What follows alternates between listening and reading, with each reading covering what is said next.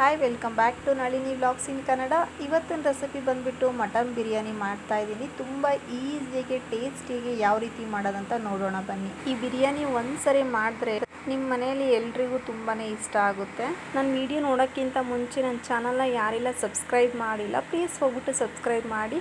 ಹಾಗೆ ವಿಡಿಯೋ ಇಷ್ಟ ಆದರೆ ಲೈಕ್ ಮಾಡೋದು ಮಾತ್ರ ಮರಿಬೇಡಿ. ಹಾಗೆ ಕಾಮೆಂಟ್ ಬಾಕ್ಸಲ್ಲಿ ಕಾಮೆಂಟ್ ಮಾಡಿ ನಿಮ್ಮ ಫ್ರೆಂಡ್ಸು ಮತ್ತು ಫ್ಯಾಮಿಲಿಗೆ ಶೇರ್ ಮಾಡಿ. ಅರ್ಧ ಕೆಜಿ ಮಟನ್ ತೊಗೊಂಡಿದ್ದೀನಿ ನಾನು. ನೀಟಾಗಿ ತೊಳೆದುಬಿಟ್ಟು ಅದಕ್ಕೆ ಅರಿಶಿಣದ ಪುಡಿ ಹಾಗೂ ಉಪ್ಪನ್ನು ಹಾಕಿಬಿಟ್ಟು ನಾನು ಜೀರಾ ರೈಸ್ ತೊಗೊಂಡಿದ್ದೀನಿ. ಅಕ್ಕಿ ಈ ಗ್ಲಾಸ್ ಅಳತೆಯಲ್ಲಿ ನಾನು 3 ಗ್ಲಾಸ್ ಅಕ್ಕಿಯನ್ನು ನಾನು ತೊಗೊಂಡಿದ್ದೀನಿ. ಇದೇ ರೀತಿ ನೀವು ಚಿಕನ್ ಬಿರಿಯಾನಿ ಸಹ ಮಾಡ್ಕೋಬೋದು.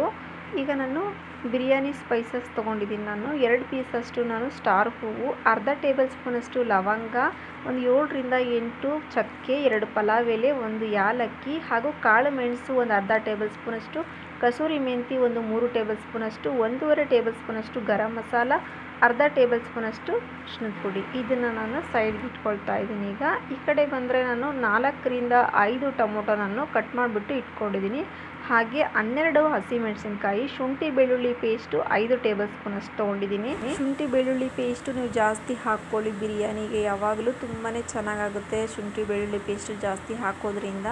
1.5 ಹಿಡಿಯಾಗಷ್ಟು ಪುದೀನ ಸೊಪ್ಪು, 1 ಸಿವಡಷ್ಟು ನಾನು ಕೊತ್ತಂಬರಿ ಸೊಪ್ಪನ್ನು ನಾನು ತೊಗೊಂಡು ಕಟ್ ಮಾಡಿಬಿಟ್ಟು ಇಟ್ಕೊಂಡಿದ್ದೀನಿ ಕ್ಲೀನ್ ಮಾಡಿಕೊಂಡು.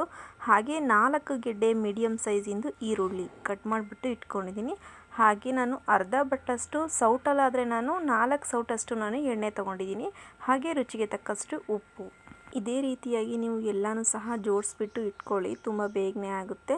ಬಿಸಿನೀರು ಸಹ ನೀವು ಕಾಯಿಸಿಟ್ಕೊಂಡ್ರೆ ಇನ್ನೂ ಬೇಗನೆ ಆಗುತ್ತೆ. ಒಂದು 20 ನಿಮಿಷದೊಳಗೆ ನೀವು ಬಿರಿಯಾನಿನ ನೀವು ಮಾಡ್ಕೋಬೋದು.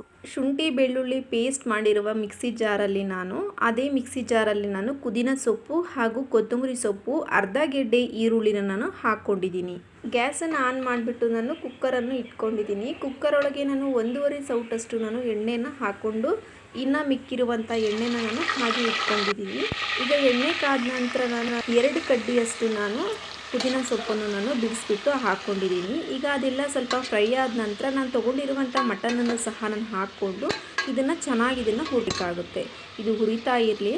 ಈಗ ನಾನು ಮಿಕ್ಸಿ ಜಾರಿಗೆ ನಾನು ಆವಾಗಲೇ ಪುದೀನ ಹಾಗೂ ಕೊತ್ತಂಬರಿ ಸೊಪ್ಪು, ಈರುಳ್ಳಿನ ನಾನು ಹಾಕ್ಕೊಂಡಿದ್ದೀನಿ.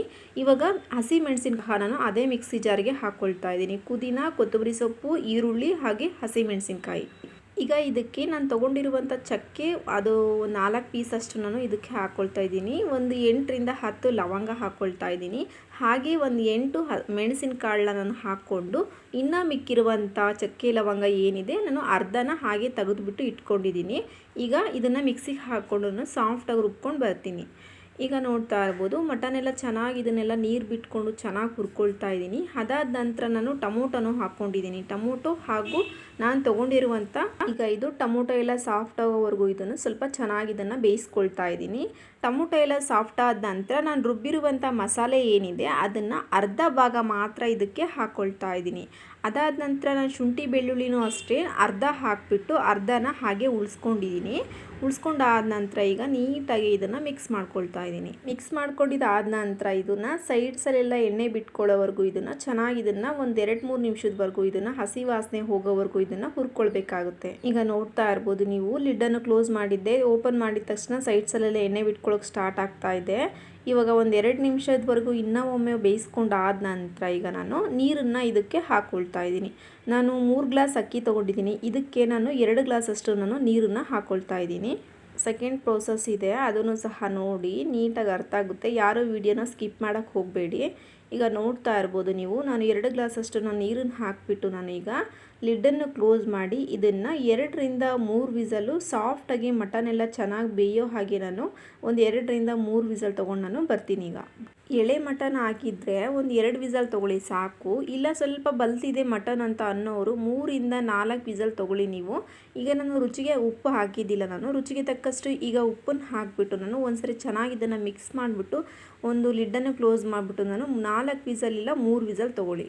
ಈಗ ನಾನು ಅದನ್ನು ವಿಸಲ್ ಹಾಕ್ಸೋಕ್ಕೆ ನಾನು ಪಕ್ಕದಲ್ಲಿ ಇಟ್ಕೊಂಡಿದ್ದೀನ. ಈಗ ನಾನು ಇನ್ನೂ ಒಂದು ಬಾಣಲೆಯನ್ನು ಇಟ್ಬಿಟ್ಟು ನಾನು ಇನ್ನು ಮಿಕ್ಕಿರುವಂಥ ಎಣ್ಣೆನ ಸಹ ನಾನು ಹಾಕ್ಕೊಂಡು ಈಗ ನಾನು ಎಣ್ಣೆ ಕಾದ ನಂತರ ಈಗ ನಾನು ಪಲಾವ್ ಎಲೆ ಹಾಗೂ ಚಕ್ಕೆ, ಲವಂಗ, ಮೆಣಸು, ಯಾಲಕ್ಕಿ, ಸ್ಟಾರ್ ಹೂವನ್ನ ಹಾಕಿಬಿಟ್ಟು ಸ್ವಲ್ಪ ಇದನ್ನು ಹುರ್ಕೊಳ್ತಾ ಇದ್ದೀನಿ. ಹುರ್ಕೊಂಡಾದ ನಂತರ ನಾನು ಉಳಿಸಿದ್ದೀನಲ್ಲ ಈರುಳ್ಳಿ, ಆ ಈರುಳ್ಳಿನ ಸಹ ನಾನು ಹಾಕ್ಕೊಳ್ತಾ ಇದ್ದೀನಿ. ಈಗ ನೋಡ್ತಾ ಇರ್ಬೋದು ಈರುಳ್ಳಿ ಎಲ್ಲ ಹಾಕಿದ ನಂತರ ಇದನ್ನು ಹುರ್ಕೊಳ್ಬೇಕಾಗುತ್ತೆ. ಇದನ್ನು ಸುಮಾರು ಅಂದರೆ ಒಂದು 2ರಿಂದ 3 ನಿಮಿಷಗಳ ಕಾಲ ಇದನ್ನು ಅಷ್ಟೇ ಚೆನ್ನಾಗಿ ಇದನ್ನು ಮಿಕ್ಸ್ ಮಾಡ್ಕೊಳ್ತಾನೆ ನೀವು ಹುರ್ಕೊಳ್ಬೇಕಾಗುತ್ತೆ. ಹಾಗೆ ರುಚಿಗೆ ತಕ್ಕಷ್ಟು ಸ್ವಲ್ಪ ಉಪ್ಪನ್ನು ಸಹ ನಾನು ಹಾಕ್ಕೊಂಡಿದ್ದೀನಿ. ಈಗ ನೋಡ್ತಾ ಇರ್ಬೋದು ನೀವು ಈರುಳ್ಳಿ ಎಲ್ಲ ಸ್ವಲ್ಪ ಫ್ರೈ ಆಗಿದೆ, ಇನ್ನೇನು ಸ್ವಲ್ಪ ಕಲರ್ ಚೇಂಜ್ ಆಗ್ತಾ ಇದೆ ಈರುಳ್ಳಿ ಅನ್ನುವಾಗ ನಾವು ಶುಂಠಿ ಬೆಳ್ಳುಳ್ಳಿ ಪೇಸ್ಟು ಮತ್ತು ನಾವು ಉಳಿಸ್ಕೊಂಡಿರುವಂಥ ರುಬ್ಬಿರುವಂಥ ಮಸಾಲೆ ಏನಿದೆ ಅದನ್ನು ಸಹ ನಾನು ಹಾಕ್ಕೊಂಡು ಈಗ ಚೆನ್ನಾಗಿ ಇದನ್ನು ಹಸಿ ವಾಸನೆ ಹೋಗೋವರೆಗೂ ಇದನ್ನು ಹುರ್ಕೊಳ್ತಾ ಇದ್ದೀನಿ. ಈಗ ನಾನು 3ರಿಂದ 4 ವಿಸಲ್ ತೊಗೊಂಡಿದ್ದೀನಲ್ಲ ಮಟನ್ನು, ಅದನ್ನು ಲಿಡ್ಡನ್ನು ಓಪನ್ ಮಾಡಿದ್ದೀನಿ, ಮಿಕ್ಸ್ ಮಾಡ್ಕೊಳ್ತಾ ಇದ್ದೀನಿ. ತುಂಬ ಸಾಫ್ಟಾಗಿ ಮಟನ್ ಎಲ್ಲ ಬೆಂದಿತ್ತು. ಈಗ ಇದು ಕುದಿತಾ ಇರಲಿ. ಈಗ ಇನ್ನೊಂದು ಪಕ್ಕದಲ್ಲಿ ನಾನು ಹಸಿ ವಾಸನೆ ಹೋಗೋವರೆಗೂ ಮಸಾಲೆ ಎಲ್ಲ ಹುರ್ಕೊಳ್ತಾ ಇದ್ದೀನಲ್ಲ, ಇದು ಚೆನ್ನಾಗಿ ಇದನ್ನು ಹುರ್ಕೊಳ್ಬೇಕಾಗುತ್ತೆ. ಸೈಡ್ಸೆಲ್ಲ ಎಣ್ಣೆ ಬಿಟ್ಕೊಳ್ಳುವಾಗ ನಾನು ತೊಗೊಂಡಿರುವಂಥ ಕಸೂರಿ ಮೆಂತಿ ಹಾಗೂ ಗರಂ ಮಸಾಲೂ ಸಹ ನಾನು ಹಾಕ್ಕೊಳ್ತಾ ಇದ್ದೀನಿ. ಈ ರೆಸಿಪಿ ನೀವು ಬಿರಿಯಾನಿ ರೆಸಿಪಿ ಮಾಡುವಾಗ ಅಕ್ಕಪಕ್ಕದ ಮನೆಯವರೆಲ್ಲರೂ ಏನು ಮಾಡ್ತಾ ಇದ್ದೀರಾ ಅಂತ ಪಕ್ಕ ಕೇಳ್ತಾರೆ. ಅಷ್ಟೊಂದು ಘಮ ಅಂತ ಬರ್ತಾ ಇರುತ್ತೆ ಮನೆಯಲ್ಲಿ, ಟೇಸ್ಟಿಯಾಗೂ ಸಹ ಇರುತ್ತೆ. ಈಗ ನೋಡ್ತಾ ಇರ್ಬೋದು, ಈಗ ನಾನು ಹಸಿ ವಾಸನೆ ಹೋಗೋವರೆಗೂ ಇದನ್ನೆಲ್ಲ ಚೆನ್ನಾಗಿ ಇದನ್ನು ಹುರ್ಕೊಂಡಿದ್ದಾಯಿತು.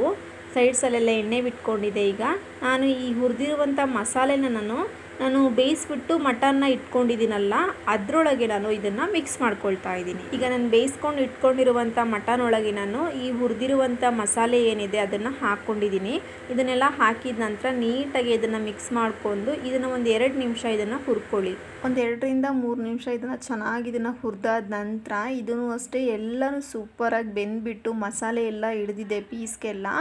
ಈಗ ನಾನು ಬಿಸಿನೀರಾದರೂ ಹಾಕ್ಕೋಬೋದು ನೀವು, ಇಲ್ಲ ತಣ್ಣೀರಾದರೂ ಹಾಕ್ಕೋಬೋದು. ಬಿಸಿನೀರು ಹಾಕೋದ್ರಿಂದ ಬೇಗನೆ ಆಗುತ್ತೆ ಅಂತ ನಾನು ಮೊದಲೇ ಹೇಳಿದ್ದೀನಿ. ನಾನು ತಣ್ಣೀರು ಹಾಕ್ತಾಯಿದ್ದೀನಿ, ಒಂದು 5 ನಿಮಿಷ ಲೇಟ್ ಆದರೂ ಪರವಾಗಿಲ್ಲ ಅಂತ ಅಂದ್ಬಿಟ್ಟು ನಾನು 3 ಗ್ಲಾಸ್ ಅಕ್ಕಿ ತೊಗೊಂಡಿದ್ದೀನಿ. ನಾನು 5.5 ಗ್ಲಾಸಷ್ಟು ನಾನು ನೀರನ್ನು ಹಾಕ್ಕೊಂಡಿದ್ದೀನಿ. ಬೇಕಾದರೆ ನೀವು 5 ಗ್ಲಾಸ್ ಬೇಕಾದ್ರೂ ಹಾಕ್ಕೋಬೋದು ನೀವು, ಯಾಕಂದರೆ ಮಸಾಲೆ ರುಬ್ಬುವಾಗ ಎಲ್ಲ ಸ್ವಲ್ಪ ನೀರೆಲ್ಲ ಹಾಕ್ಕೊಂಡಿರ್ತೀವಲ್ಲ, ಹಾಗಾಗಿ ಅದರೊಳಗೆ ನೀರು ಸೇರಿರುತ್ತೆ. ಹಾಗಾಗಿ ನಾನು 5 ಗ್ಲಾಸ್ ಆದರೂ ಹಾಕ್ಕೊಳ್ಳಿ, ಇಲ್ಲಾಂದರೆ 5.5 ಗ್ಲಾಸ್ ಬೇಕಾದರೂ ನೀವು ನೀರನ್ನು ಹಾಕ್ಕೋಬೋದು. ತುಂಬ ಉಡಿಯಾಗಿ ತುಂಬ ಟೇಸ್ಟಿಯಾಗಿ ಬರುತ್ತೆ. ಇಲ್ಲಪ್ಪ ನಮಗೆ ಸಾಫ್ಟಾಗಿ ಇಷ್ಟ ಅಂತ ಅನ್ನೋರು ನೀವು 3 ಗ್ಲಾಸ್ ಅಕ್ಕಿಗೆ ನೀವು 6 ಗ್ಲಾಸ್ ಅಷ್ಟು ನೀವು ನೀರನ್ನು ಸಹ ನೀವು ಹಾಕ್ಕೋಬೋದು. ಹಾಕ್ಕೊಂಡಿದ್ದಾದ ನಂತರ ಸ್ವಲ್ಪ ಅಕ್ಕಿ ಎಲ್ಲ ನೆನೆ ಹಾಕ್ಕೊಂಡಿದ್ದೆ ಒಂದು 10 ನಿಮಿಷ. ಆ ಅಕ್ಕಿಯನ್ನೆಲ್ಲ ನೀರೆಲ್ಲ ಬಸ್ಕೊಂಡು ನಾನು ಅಕ್ಕಿಯನ್ನು ಸಹ ಸೇರಿಸ್ಕೊಂಡಿದ್ದೀನಿ. ಈಗ ನೀರು ಕುದೀತಾ ಇತ್ತು. ಅಕ್ಕಿಯನ್ನು ಸೇರಿಸಿದಾದ ನಂತರ ನಾನೀಗ ನಿಂಬೆ ಹುಳಿನ ನಾನು ಒಂದು ಅರ್ಧ ಹೋಳ್ನಷ್ಟು ನಾನು ನಿಂಬೆ ಹುಳಿ ರಸನ ಬಿಟ್ಕೊಂಡಿದ್ದೀನಿ. ಈಗ ನಾನು ಒಂದು 5 ನಿಮಿಷ ಕುದಿಸ್ಕೊಂಡಾದ ನಂತರ ನಾನು 3/4% ಆಗಿದೆ. ಈಗ ನಾನು ಮೇಲ್ಗಡೆಗೆಲ್ಲ ಸ್ವಲ್ಪ ಕೊತ್ತಂಬರಿ ಸೊಪ್ಪು ಹಾಕಿಬಿಟ್ಟು ನಾನು ಪ್ಲೇಟನ್ನು ಮುಚ್ಚಿಬಿಟ್ಟು ದಮ್ ಕಟ್ಕೊಂಡಿದ್ದೀನಿ. ನಾನು ಒಂದು 5ರಿಂದ 8 ನಿಮಿಷಗಳ ಕಾಲ ನಾನು ದಮ್ ಕಟ್ಟಿದ್ದೆ. ನಾನು ಲೋ ಫ್ಲೇಮಲ್ಲಿ ಇಟ್ಬಿಟ್ಟು ನೋಡ್ತಾ ಇರ್ಬೋದು, ಓಪನ್ ಮಾಡ್ತಾ ಇದ್ದೀನಿ. ಎಷ್ಟೊಂದು ಉಡಿಯಾಗಿ ತುಂಬ ಟೇಸ್ಟಿಯಾಗಿತ್ತು. ಈ ರೀತಿ ಮಿಕ್ಸ್ ಮಾಡ್ಕೊಳ್ಳುವಾಗಲೇ ನನಗೆ ಆಗಲೇ ತಿನ್ನಬೇಕು ಅಂತ ಅನ್ನಿಸ್ತಾ ಇತ್ತು. ತುಂಬಾ ಟೇಸ್ಟಿಯಾಗಿತ್ತು, ತುಂಬಾ ಈಸಿಯಾಗಿ ಕ್ವಿಕ್ಕಾಗಿ ಮಾಡ್ಕೋಬೋದು. ನನಗಂತೂ ನಾನ್ ವೆಜ್ ಅಂತೂ ತುಂಬಾ ಇಷ್ಟ. ಈಗ ನೀಟಾಗಿ ಎಲ್ಲ ಕಡೆನೂ ಮಿಕ್ಸ್ ಮಾಡ್ಕೊಂಡಿದ್ದ ನಂತರ ಸರ್ವಿಂಗ್ ಪ್ಲೇಟಿಗೆ ಸರ್ವ್ ಮಾಡಿಕೊಂಡು ಪಕ್ಕದಲ್ಲಿ 2 ಸೌತೆಕಾಯಿ, 1 ಪೀಸ್ ನಿಂಬೆಹಣ್ಣು ಹಾಗೂ ಈರುಳ್ಳಿ ಇಟ್ಕೊಂಡು ಊಟ ಮಾಡ್ತಾಯಿದ್ದೆ. ಸೂಪರಾಗಿರುತ್ತೆ. ನಿಮ್ಗೆ ಇನ್ನೂ ಏನಾದರೂ ಬೇಕಂದರೆ ಮೊಸರು ಬಜ್ಜಿ ಹಾಕ್ಕೊಂಡು ಊಟ ಮಾಡಿ, ಇನ್ನೂ ಸೂಪರಾಗಿರುತ್ತೆ. ಓಕೆ, ಈ ವಿಡಿಯೋ ಇಷ್ಟ ಆಗಿದೆ ಅಂತ ಅಂದ್ಕೊಂಡಿದ್ದೀನಿ. ವಿಡಿಯೋ ಇಷ್ಟ ಆದರೆ ಪ್ಲೀಸ್ ಲೈಕ್ ಮಾಡಿ, ಹಾಗೆ ಕಮೆಂಟ್ ಬಾಕ್ಸಲ್ಲಿ ಕಮೆಂಟ್ ಮಾಡೋದು ಮಾತ್ರ ಮರಿಬೇಡಿ. ಸಬ್ಸ್ಕ್ರೈಬ್ ಯಾರೆಲ್ಲ ಆಗಿಲ್ಲ ಪ್ಲೀಸ್ ದಯವಿಟ್ಟು ಸಬ್ಸ್ಕ್ರೈಬ್ ಆಗಿ, ಹಾಗೆ ನಿಮ್ಮ ಫ್ರೆಂಡ್ಸು ಮತ್ತು ಫ್ಯಾಮಿಲಿಗೆ ಶೇರ್ ಮಾಡಿ. ಇನ್ನೊಂದು ವಿಡಿಯೋದಲ್ಲಿ ನಾನು ಮತ್ತೆ ಸಿಗ್ತೀನಿ. Thank you for watching. Okay, bye.